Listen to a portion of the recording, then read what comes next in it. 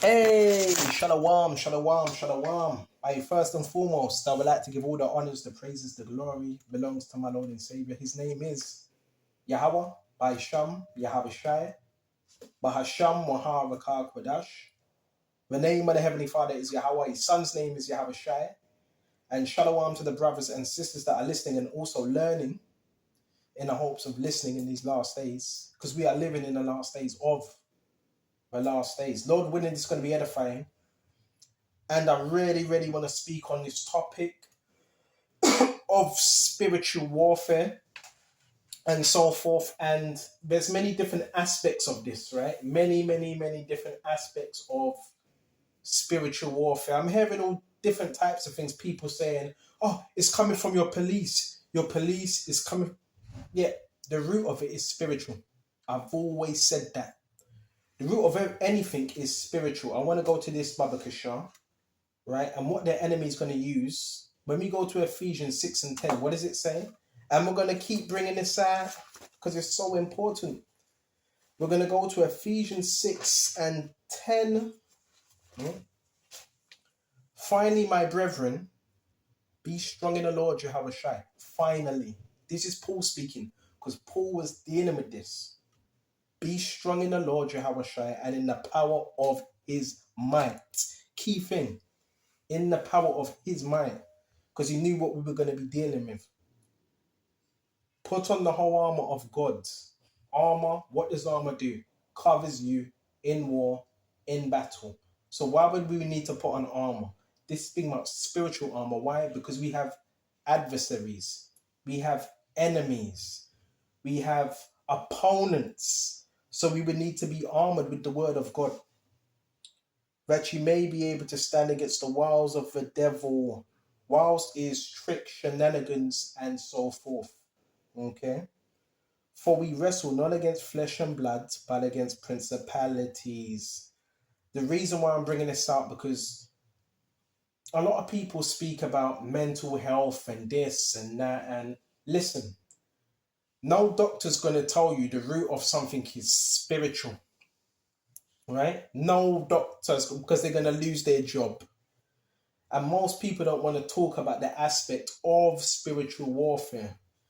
So, when we do these lessons, the only one that's going to understand you is Yahweh Shai, Yahweh, the angels, and the brethren that go through the same thing you go through. Because not everybody understands spiritual warfare to the highest extent. Okay? That's why it says, for we wrestle not against flesh and blood. That's what the scriptures say, right?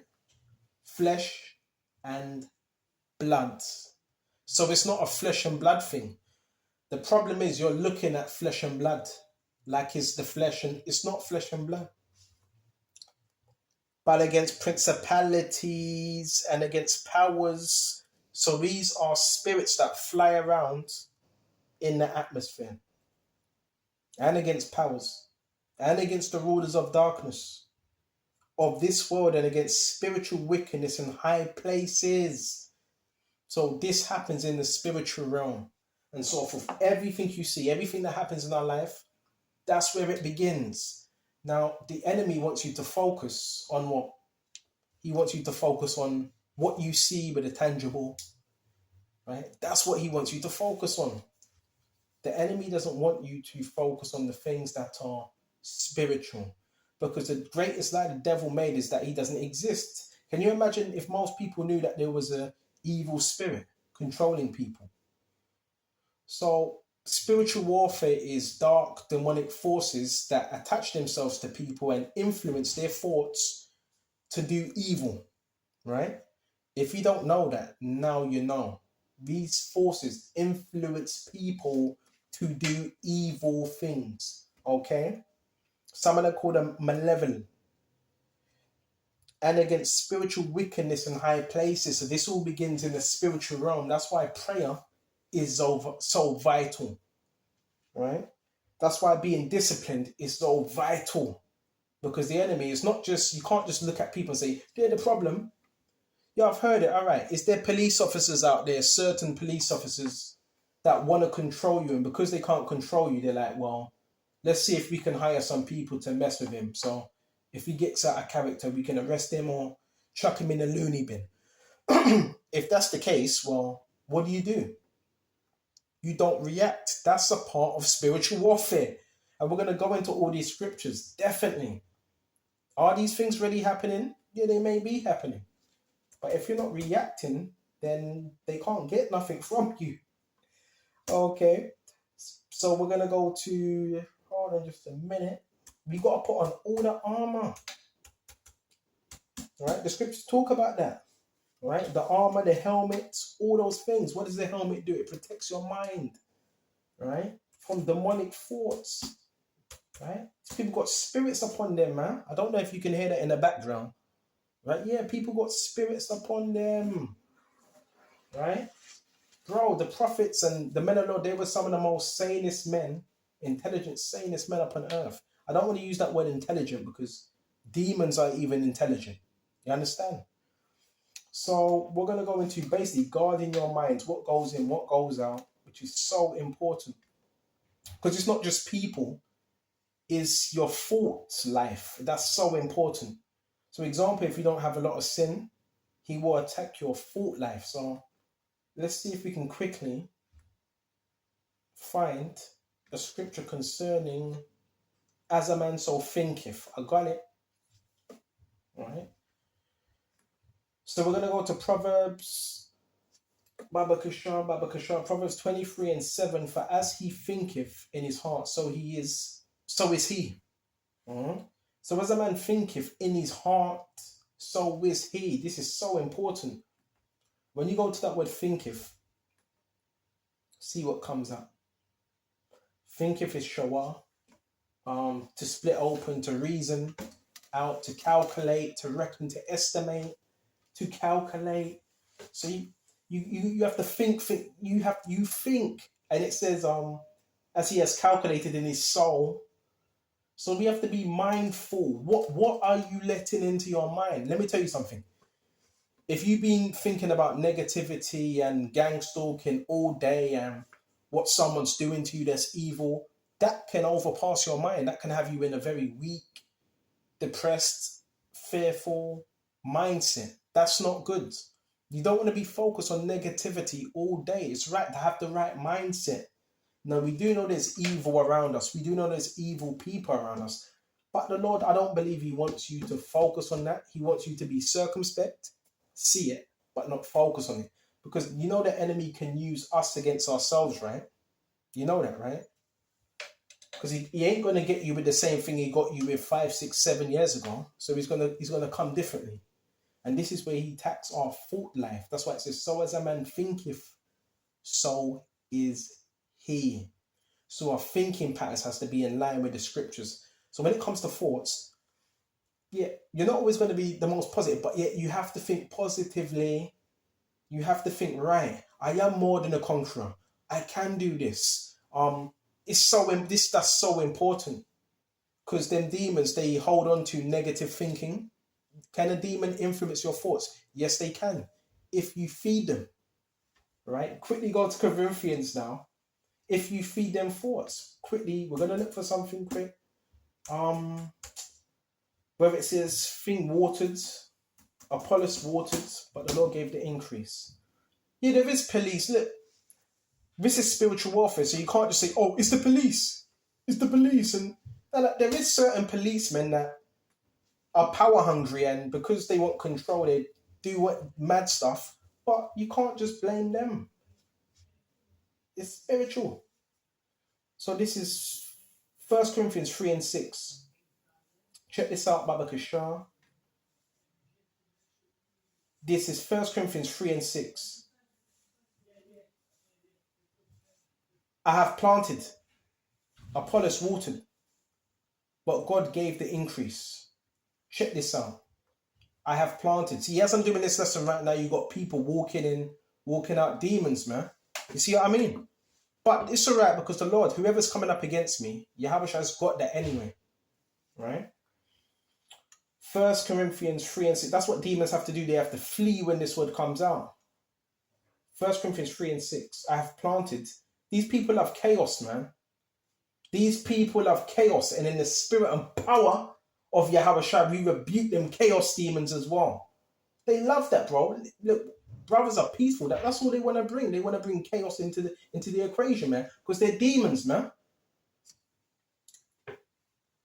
1 Corinthians 3:6, I have planted, Apollos watered, but God gave the increase. So as a seed is planted, Satan can plant a seed, but if one waters it, what happens? It grows. So anything the enemy tries to plant in our minds, you're not supposed to water it. Now let's go to Ephesians. You don't water it. Instantly, guess what you do? I always say this. You rebuke that thought instantly. You don't even give it time. Because that's what he wants. He wants, what's it? He wants to live rent-free up in our heads. So let's look for that scripture where it says, give no place. Come on. Right? We're covering all points here. All points. And you know what helps with that as well? Giving him no place. Reading the scriptures more and more and more. The more you read, the enemy can't get into your head. Now, if you're idle, if you're lazy, if you're not doing anything, then he has more time and access to get up in your head. But if you're in the scriptures, it's very, very, very, very, very hard for him to do that. You listening? Okay. So we're going to go to Ephesians. Actually, I can paraphrase it. It says what? Give the devil no place. Right? No place. You know what place means? Room, space. You give him no space on it. You give him no space. None. Not even an inch. You get an evil thought, rebuke that evil thought. Now, if someone's trying to send you an evil thought, like someone you don't know, they're speaking something over you, you have the right and authority to rebuke the person that's sending you an evil thought or evil. You have the ability to do that. All right? Because you also got people around you, they speak, if you're in their presence, they gossip, and they try to put a word on you. That's all, we know that's all witchcraft. That's all witchcraft. So what do? Don't accept it. Rebuke it in the name of Yahweh Shai. Any evil words that have been spoken concerning me and upon my life being directed to me, Yahweh Shai, I rebuke it. I don't accept it. And in your name, I return it back to whoever sent me that thought. Or them evil words. Because you know what? Spells can be done through words, right? People speak words and they direct it to you. Well, guess what? Don't accept it.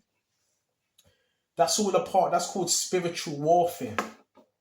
All right? Next thing, the narcissist. Which you know I speak about this a lot, right? Could send a narcissist. Now, what's a narcissist?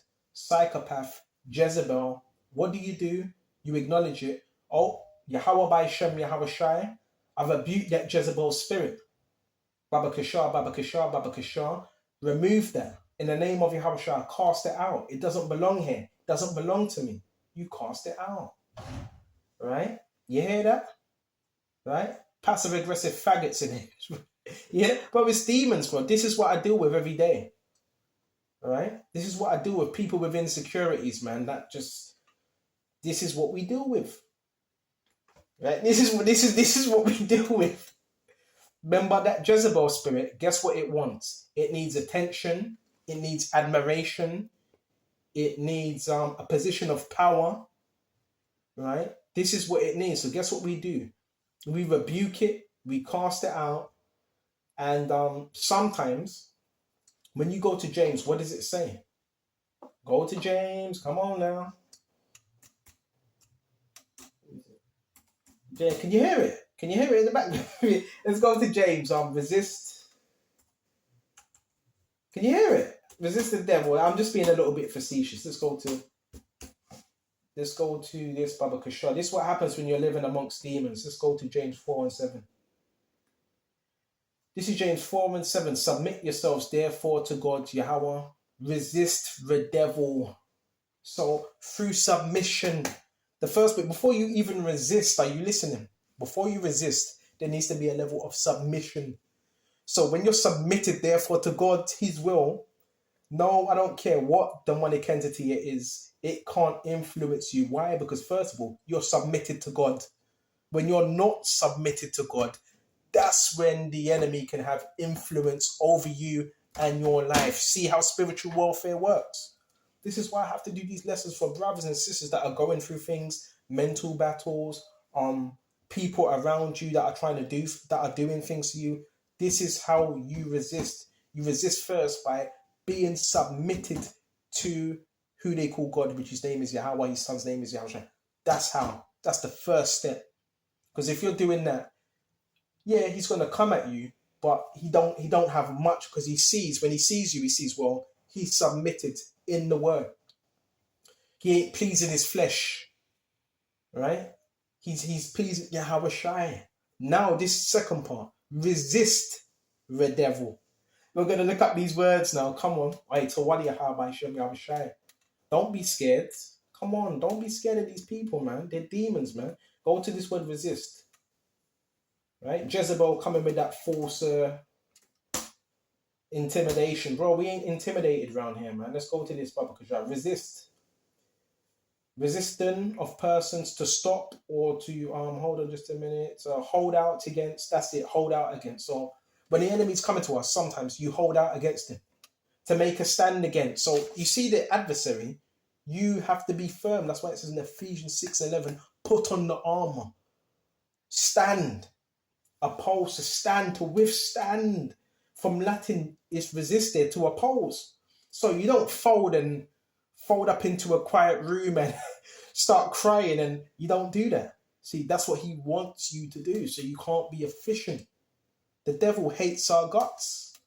Is he using law enforcement? Is he using contractors? He uses people, he uses the flesh, and this is what he does, and he uses sin, the flesh, and people. So it is a battle, but take it to Yahweh Shai and do as much as you can. Don't be lazy.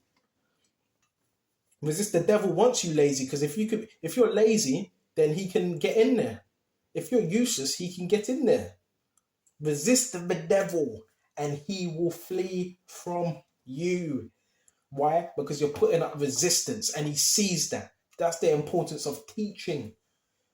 That's the importance. So someone may say, oh, he keeps on teaching the Bible. That's good. You're resisting. There's a reason why you have to be in the word, because you resist. What else are you doing?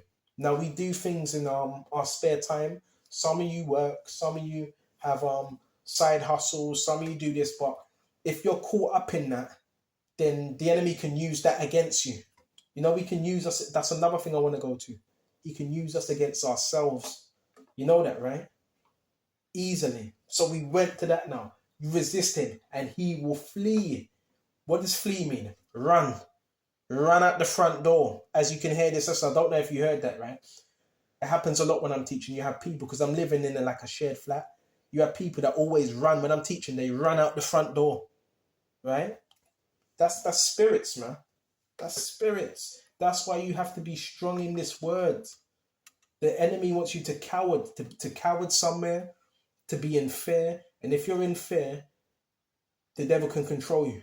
You see what I'm saying? Yeah, there is. Listen, we're bringing this out. We are bringing this out. So we went to that. And self-composure, all these other things as well. Hold on just a minute. Composure, which is so important. We'll go to Romans right now. Romans 7. This is so important. Yeah, of course you're going to trigger demons. Of course. Because they're still living in sin. Of course you're going to trigger them. Because they just want to do evil. Of course you're going to trigger people. What did you think this was about? Are people watching you? People are watching you, and of course you triggered them. You irritate their demons. You could be silent. You could just switch off everything, be silent. You still piss them off, because it's the demons in them that get irritated. It's not so much you. It's what's inside of you. That's what they don't like. But some of these people still, they come around us, right? like leeches. Let's go to Romans. This was the battle that Paul had, Apostle Paul. And I think we should jump straight to... there's a lot of meat here. A lot. We're not going to go to all of it. I think we should go to...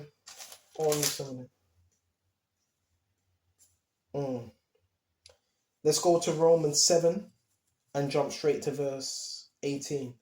For I know that is in me, that is in my flesh, dwelleth no good thing. Right? So Paul was admitting, you know what?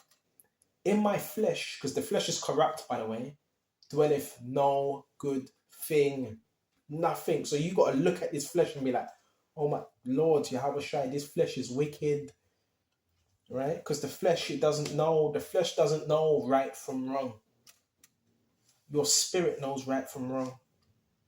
We're going to shut off soon. Right? For it is in me no good thing, for to do that will is present with me, but how to perform that which is good I find not. So to do what's right is present with me, it's in me, but how to perform that which is good I find not, find it hard to do.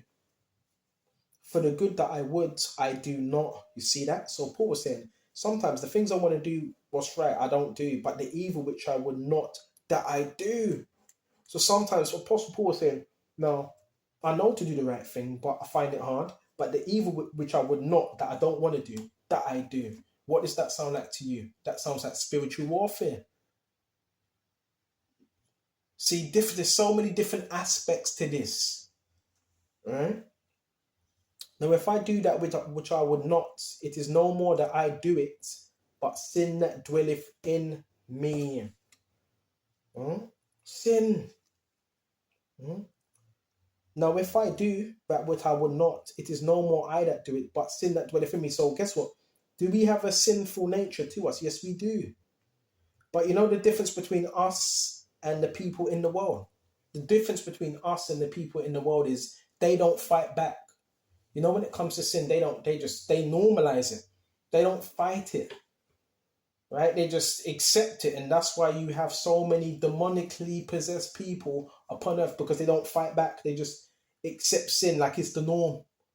Because what does sin do? It opens up doors to the enemy, right? And that's how he gains access. You see? And it says, and I find in the Lord that I would do good, evil was present with me. Are you listening? Now, if I do, I would not. It is no more I that do that sin that dwelleth in me. So we do have a sinful nature to us, but we have the scriptures to combat that. And I completely want to change my diet as well, because lately my diet, it's been terrible, just eating too much. All these things we need to examine. What else have we got? Babakasha. Let me turn this off, Babakasha. Let me just turn this off. Yeah, this is serious stuff, brother. Serious. All right. So it says, for I delight in the law of God. Right. I find in the law that when I would do good, evil is present with me. Present. So Paul was saying, even when I want to do good, evil's still there. It's still there. Right? And it says, Babakasha, evil is present with me. For I delight in the law of God after the inward man.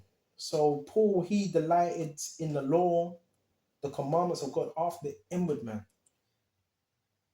But I see another law in my members warring against the law of my mind. So we have a law in our members warring against the law of our minds, man. That's the battle. See, so many different aspects of this. It's not always somebody else. It's not always, nobody can have influence over your mind unless you give them influence. We talk about narcissists, right? The Jezebel spirit. Yeah, they're demonically possessed. A narcissist is a psychopath. A narcissist is demonically possessed, but they only have what you give them, what you allow them to do. If you shut them off, they don't have nothing. Do you understand that? Right? We are in control how we react. I'm hearing new things. The police are hiring people to try turn you mad, and if they can turn you mad, people get a payoff and listen. Don't worry about none of that. You pray for protection, you pray for a strong mind. Don't worry about none of that. You're in control of of your mind, right? Well, Yahushua is. So you pray for a stronger mind. And it says, Baba Kishar, but I see another law in my members, warring against the law of my mind and bringing me into captivity to the law of sin, which is in my members. So there's a constant battle every day within our flesh and the spirit. Because the flesh doesn't want to do anything. The flesh wants to be lazy. The flesh wants to eat. The flesh needs pleasing. That's the war, right? And the enemy, he utilizes the flesh to pull us away from the spirit. I hope this is edifying.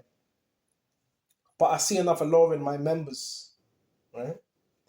Oh, wretched man that I am. So Paul was very honest. He said he's a wretched man.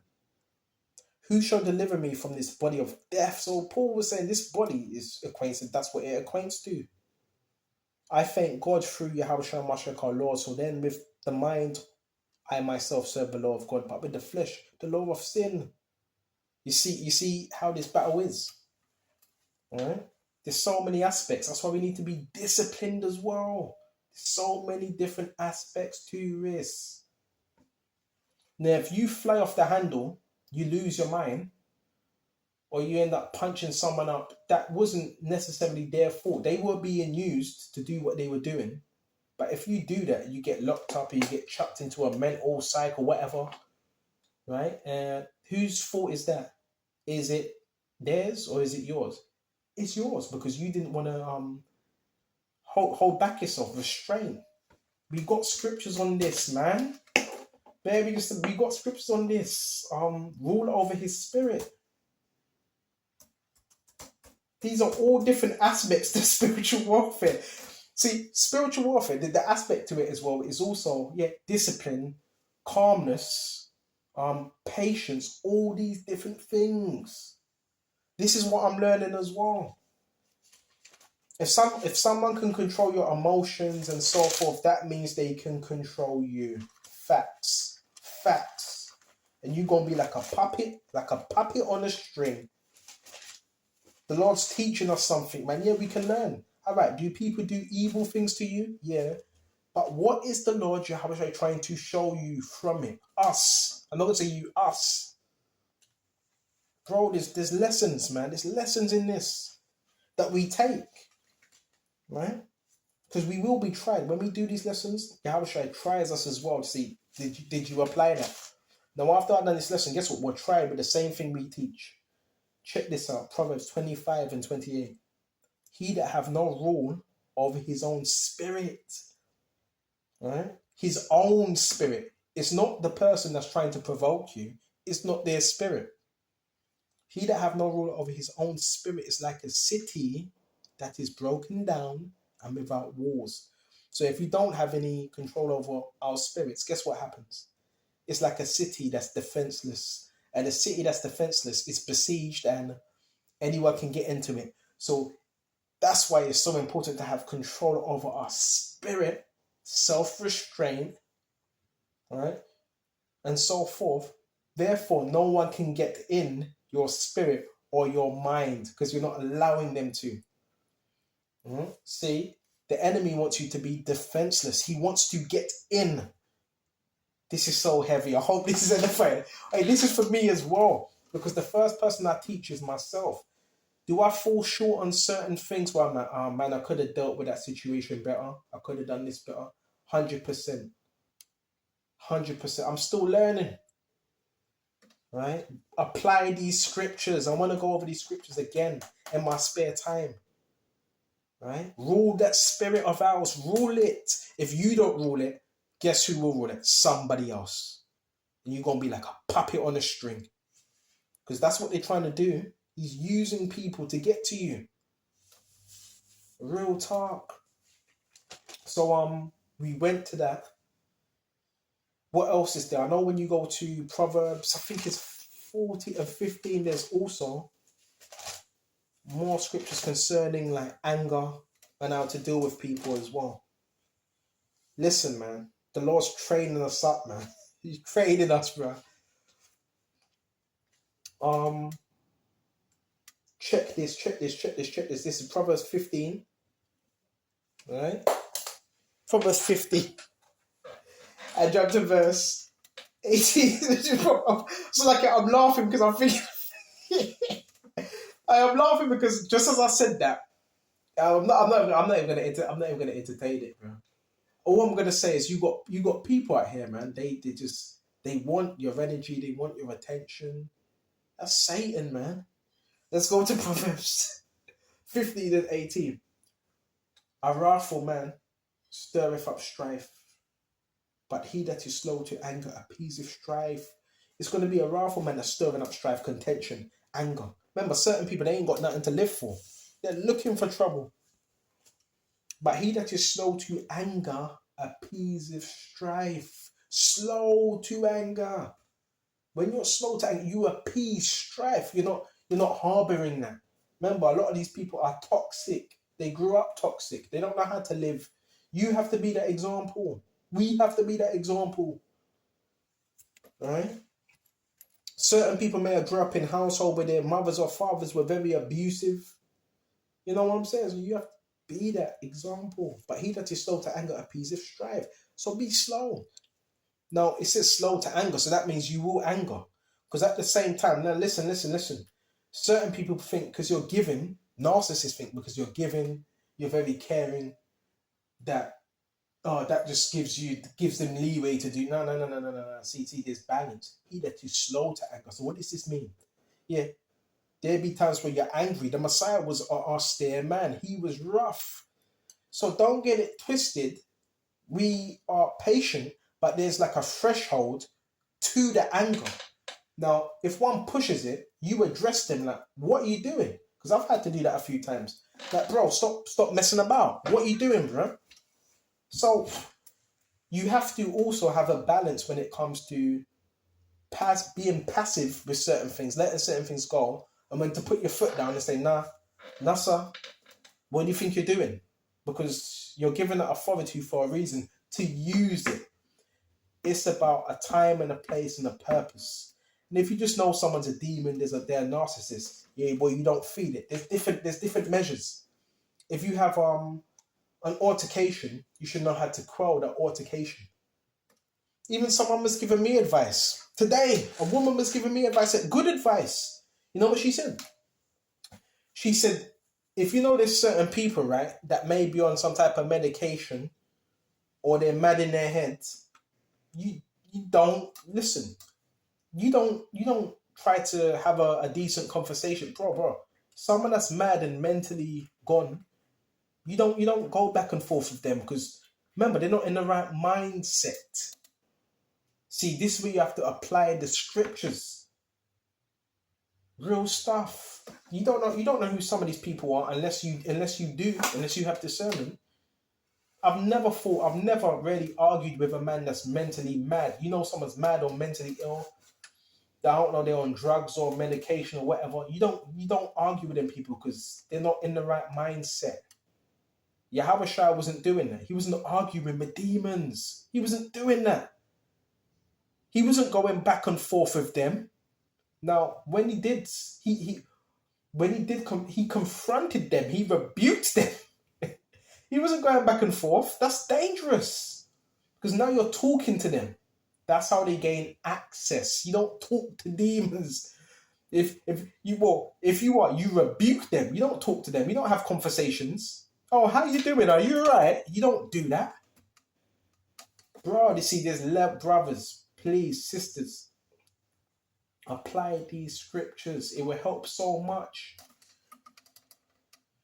If you're not rebuking the devil, then you resist him. You're not resisting, then you're rebuking.